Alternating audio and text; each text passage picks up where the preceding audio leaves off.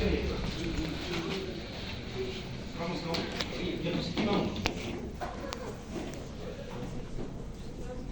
La preeclampsia y eclampsia son trastornos hipertensivos del embarazo. Es normal que una mujer que esté embarazada, independientemente de la edad, raza, género, puede ser una mujer que se perciba como varón, etc., se eleva la presión porque está formando un nuevo seno. Es obvio que se eleve la presión. Lo que no es obvio es que esa presión se eleve más de lo normal. Cuando se eleva más de 140-90, ya tenemos que tener signos de alarma. Y ahí tenemos dos condiciones: preeclampsia y la eclampsia. Por supuesto, la pre es antes de la eclampsia. En la preeclampsia hay una condición multisistémica y en la eclampsia complicaciones graves de la preeclampsia. Entonces vamos a ver aquí cómo definimos o conceptualizamos preeclampsia. Toda una hipertensión que aparece antes de la semana 20. ¿Por qué? Por la fisiopatología. No, no es fisiopatología, ¿sí? Sí. Bueno, miren. Primero la definición. Antes de la semana 20, elevación de la presión arterial de manera súbita, de manera desconocida, en una mujer que incluso no es hipertensa y supera, es igual o mayor a 140/90. Eso es la clave. Si la presión arterial está, es 80-120 la presión normal. Si está 130, 185, solo monitoreo. Pero si está 140/90, ¿qué debes hacer? Volver a tomar la presión arterial. A una persona normal debes tomar 3 veces la presión arterial para decir que tiene hipertensión. En una mujer embarazada basta con 2. Y por lo menos esperar 4 horas.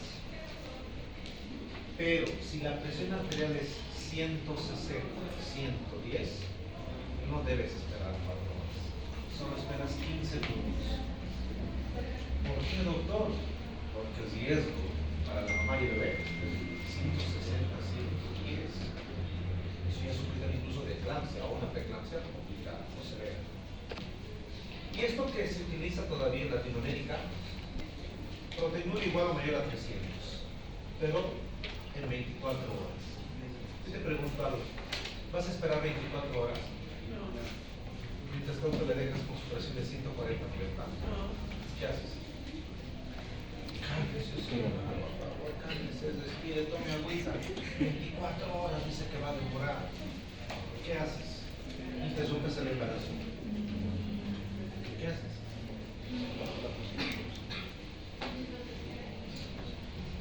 Primero lo que debes hacer es control de la presión arterial. Sí o sí, control y monitoreo. Debes buscar otros factores de riesgo, comorbilidades, edad, raza, etcétera, etcétera. Y puedes hacer relación proteinuria-creatinina. Porque no puedes esperar 24 horas en muchos casos, no se espera. Para no esperar, lo que hacen otros médicos es utilizar proteinuria, creatinina, relación entre ambas. Le llaman procrea para tomar decisiones. ¿Qué pasa si mientras esperas el resultado en la anamnesis y en la exploración física encuentras que la paciente tiene un daño a nivel cerebral? Te dice, estoy escuchando voces, doctor, tinnitus, hay ruidos en mi oído, o tengo alucinaciones, veo que está volando, no sé, unos puntos medios, pero no es astigmatismo. Si tú puedes evidenciar que hay un daño ya cerebral, recuerda que hay daños en órganos tierra. La anterior diapositiva decía la preeclampsia, condición multisistémica. No solamente pienses en el embarazo y en la tensión elevada. Piensa, puede haber daños en otros órganos. ¿Cuáles son los órganos dianos? Cerebro, corazón, hígado, pulmones. Eso deberías buscar. Ok, revisa cerebro, resulta que no hay convulsiones, no hay alucinaciones, está muy bien, está orientado en tiempo, espacio y presión. Perfecto, busquemos corazón. Y te dice, siento que mi corazón me duele, palpitaciones, se quiere salir del pecho, está latiendo rápido, la frecuencia cardíaca está muy acelerada, está taquicárdica, incluso se acompaña con dificultad respiratoria, disnea o disnea. Ya no esperas la proteína de 24 horas, dices que está en preeclampsia. ¿Por qué? Porque hay daño a un órgano y resulta que el corazón está bien, el pulmón está bien, el hígado empieza a volverse amarillita la paciente. O estás haciendo la semiología y sientes que hay una hepatopatía o hay una hepatitis, hay un agrandamiento del lóbulo hepático. Que lo puedes sentir en los rebordes costales. Órgano diana, diagnósticas preeclampsia. ¿Qué pasa si a nivel renal hay problemas? Decía su compañero, el doctor ha orinado a la paciente y está bien espumosa la orina.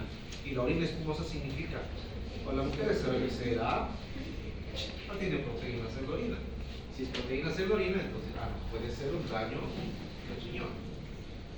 No espera las 24 horas y dices preeclampsia. ¿Listo? Pero es importante que monitorees y revises órganos. Sin embargo, tienes que considerar factores de riesgo. Nuliparidad. ¿Qué es nuliparidad?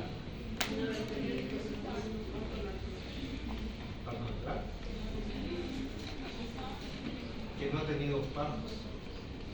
Que nunca ha tenido partos. Que nunca ha parido. Ya. Edad materna avanzada, de 35 años. Por suerte ustedes todos están menos de 20, así que libres. A mí sí 22 por lo más. Índice de masa corporal arriba de 30, es decir, obesidad grado 1. Aunque las nuevas guías están cambiando y te dicen una mujer con sobrepeso puede también ser candidata. Historia familiar de preeclampsia. ¿En quiénes vas a buscar? Tú eres médico. Llega una mujer con hipertensión, 140-90. Estás haciendo la historia clínica. Señora, ¿sabe qué? Una preguntita. Soy el doctor egresado recientemente, hace un par de meses. ¿Su papá tiene presión alta? Sí, muy bien. ¿Y toma algo? Muy bien. ¿Y cuántos hermanos tiene? 4. Muy bien, más o menos golosa, pero tiene la presión alta en sus hermanos. ¿Y su abuelito? ¿Qué médico es este? Tienes que buscar preeclampsia en mujeres. ¿Por qué le preguntas al papá, al hermano, al abuelo? Pregunta, ¿tienes mamá? ¿Vive? Sí. ¿Ha tenido preeclampsia? ¿Ha tenido complicaciones del embarazo por la presión? Ah, sí, doctor, mi hermana mayor, iba a tener una hermana mayor, pero murió porque mi mamá se complicó su presión. Antecedentes. Factor de riesgo. O, sí, doctor, tengo hermanas mayores, le cuento que mis hermanas mayores han tenido el mismo problema. Antecedentes familiares. No pierdas el tiempo buscando en varones, busca mujeres de la casa, mamá y hermana. No tía, mamá y hermana. Embarazo múltiple, pero ¿cuántos embarazos múltiples? ¿Cuántos hijos es múltiple? ¿Cuántos hijos quieres tener, Carlita? Tienes la anatomía, puedes tener 20, pero no sé si te alcanzará la economía. ¿Cuántos hijos son sugar? Puede ser. ¿Cuánto es múltiple? Más de 3. Muy bien. Pero no solamente es embarazo múltiple, que no te engañe. Mi abuelita, que en paz descansa, tuvo 9 hijos. Y si ahorita viene mi abuelita te dice, mentira, esta juventud se está inventando. He vivido hasta mis 89 años y nunca he tenido preeclampsia. Se equivoca mi abuelita, que en paz descansa, se equivoca los días. Ninguno de los equivocados, que esto hay que entenderlo. A esto se le aumenta esto. Embarazo múltiple, pregunta, periodo intermitente. ¿Qué significa? La mamá se embarazó, tuvo a su bebé y al año se volvió a embarazar. Se llevan por un añito, ¿no? Más, un añito y medio, como zampoñitos. Eso es periodo intergenésico. ¿Cuántos años deberías esperar entre bebé y bebé? Mínimo 2 años, ideal serían 3. Pero 4 o 5 ya es mucho. Cuando una mamá tiene seguidito los bebés, como hámster, como ratita, como roedor, entonces embarazo múltiple más periodo intergenésico, factor de riesgo. Enfermedades crónicas. Si la mamá es hipertensa, pues obviamente aumenta la probabilidad de tener hipertensión en el embarazo. Diabética, por supuesto. Enfermedades renal también, porque es una enfermedad. Y la raza y la etnia. ¿Qué raza? La raza negra. Por suerte aquí no hay ninguna de raza negra. Ninguna. También se sabe que es mujeres del sur de Asia.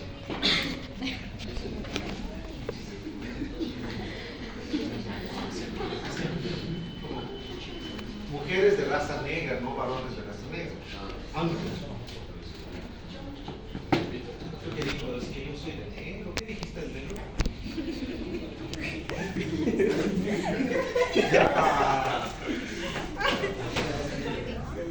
¿Qué tiene de negro antes? ¿Qué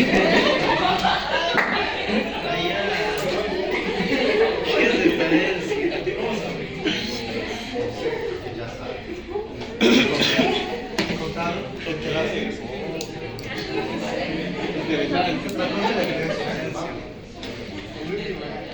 Ahora venimos a lo más complicado, la fisiopatología, pero te lo voy a hacer fácil.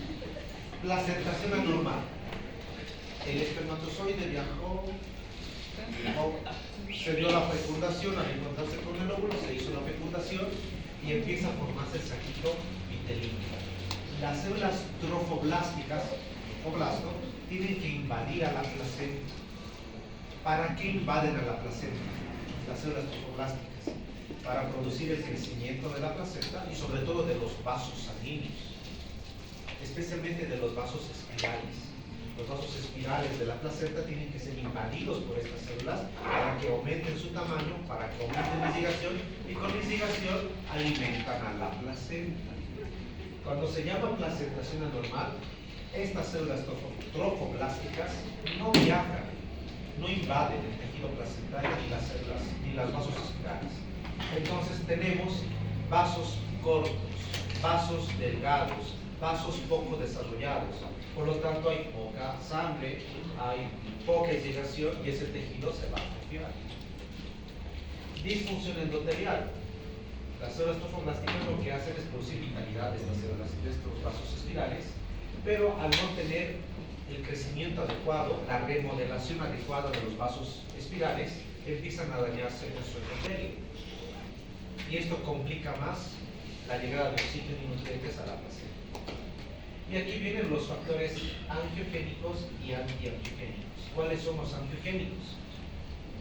El factor de crecimiento del endotelio vascular, el factor de crecimiento placentario y ¿cuál es el otro? El factor de crecimiento transformante beta.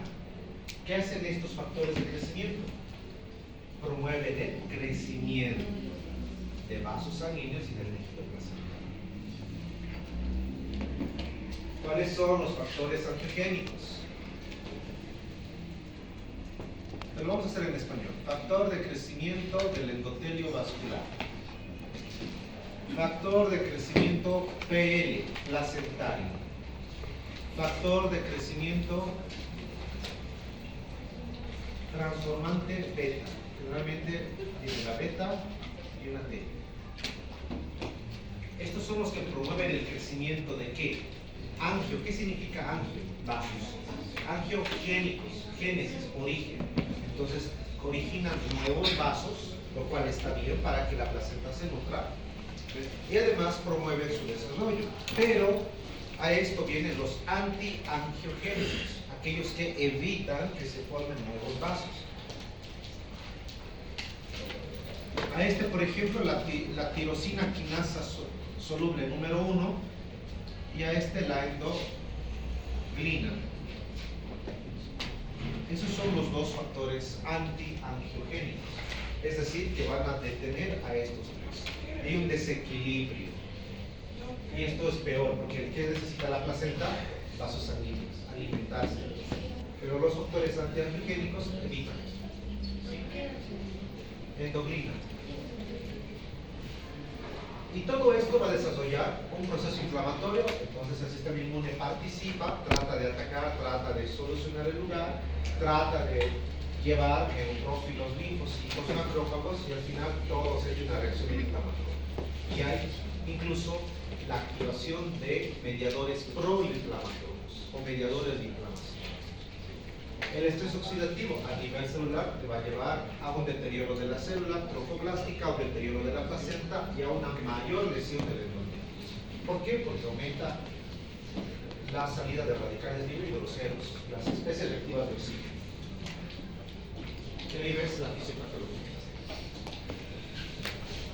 La placenta sufre porque el daño está en las arterias espinales. Son chiquitas, son cortas. El vaso sanguíneo se estrecha.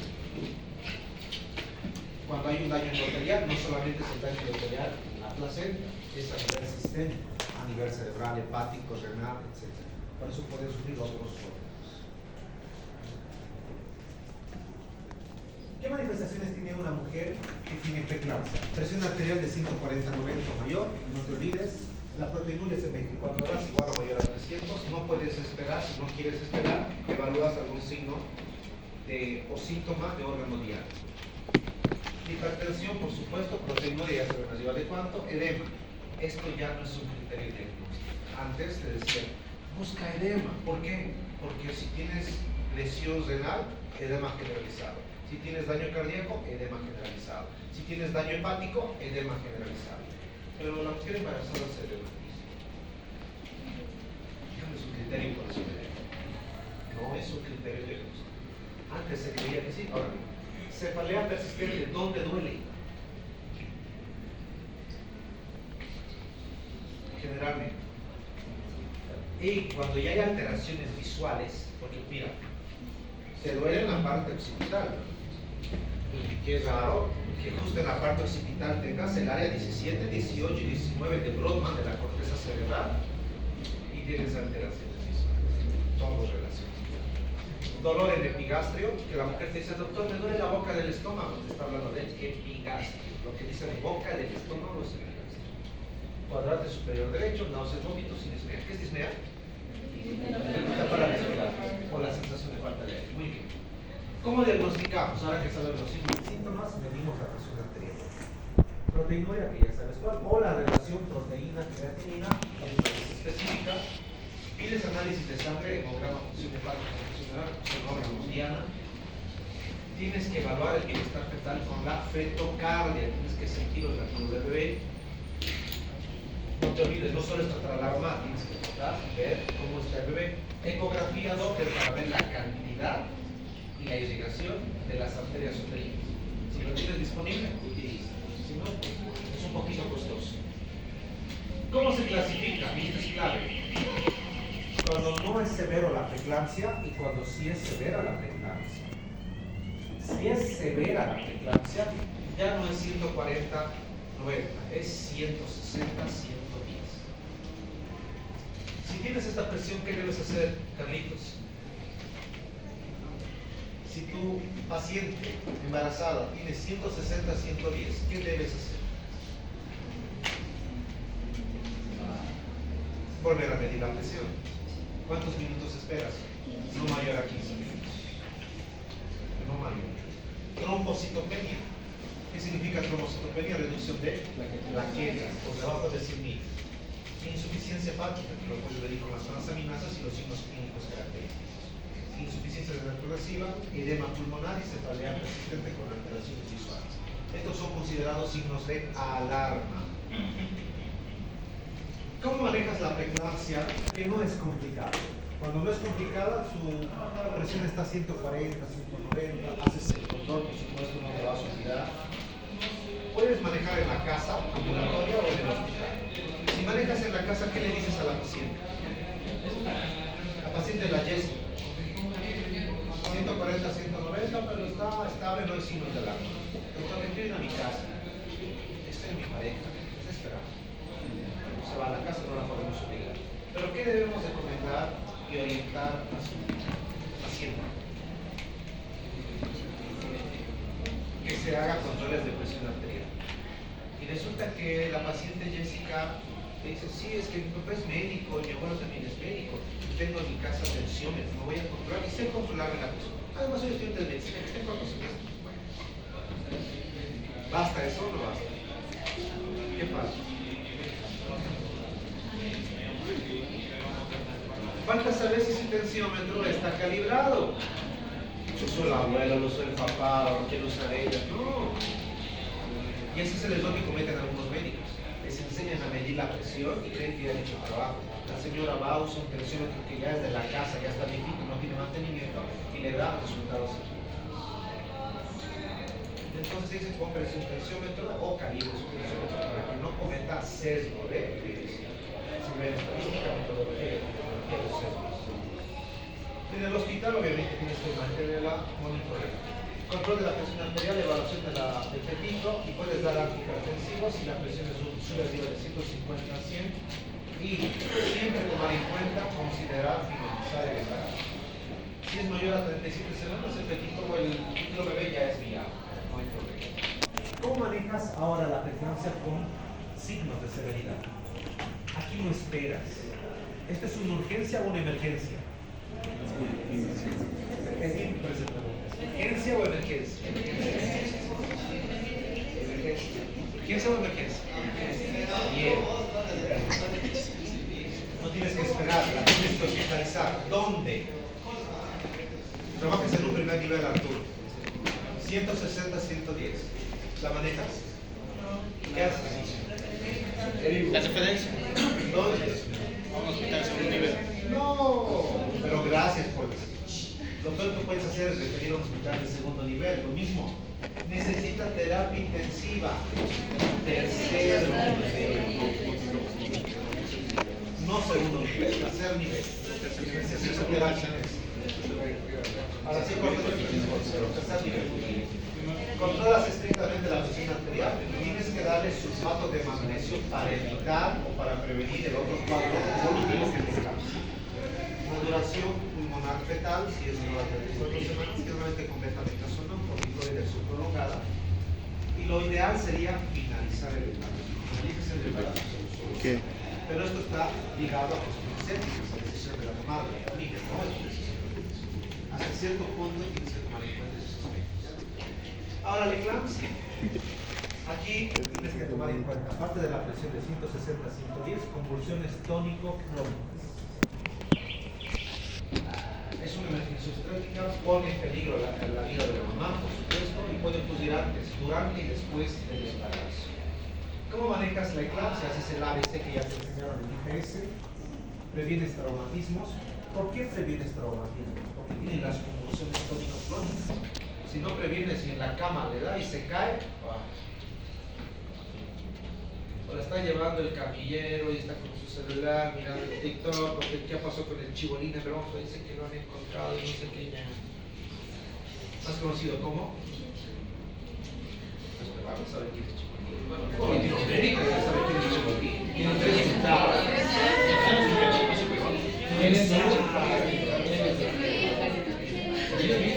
O está viendo por qué no hay fair play en Chile, a ver qué pasó.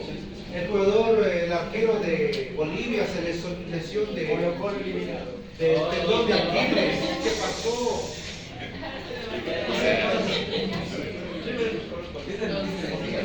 Lo que quieras ver. Pero si de la camilla se cae, es mi grado. Ten en cuenta y